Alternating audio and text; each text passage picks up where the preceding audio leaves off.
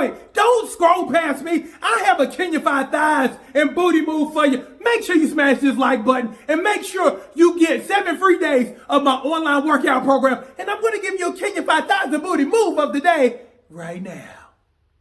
Now, all you need is one weight. You just need one weight. But I'm going to show you 2 different ways of doing this move, okay? So, what you're going to do for your thighs and for your booty, you're going to hold the weight like this, and you're going to drop the weight to the floor.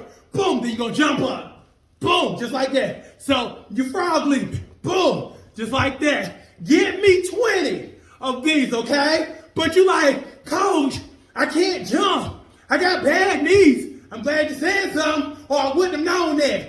Now, I'm just playing. I kind of figured maybe you had some bad wheels. But I got you, though. I got you.